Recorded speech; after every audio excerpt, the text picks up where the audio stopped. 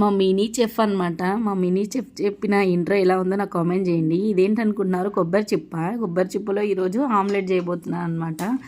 నేను YouTube scroll చేస్తూ ఉంటే ఒక వీడియో కనిపించింది. సరే ట్రై చేద్దామని చెప్పేసి ఇంకా ఈ కొబ్బరి చిప్ప తీసుకొని నేనైతే ట్రై చేస్తున్నాను అనమాట. ఇంకా కొబ్బరి చిప్పని మంచిగా నీట్గా వాష్ చేసుకొని అందులో ఆయిల్ వేసేసుకొని తర్వాత ఎగ్గు, తర్వాత పచ్చిమిర్చి, ఆనియన్స్, ఉప్పు, కారం, కొద్దిగా మసాలా వేసుకొని ఇలా తిప్పుకుంటున్నాను. ఎంతసేపటికి అసలు కాలలేదు.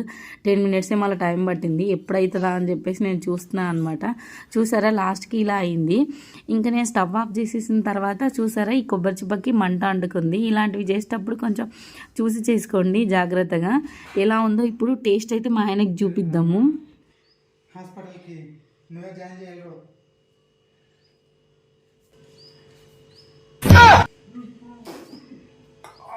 దేవుడా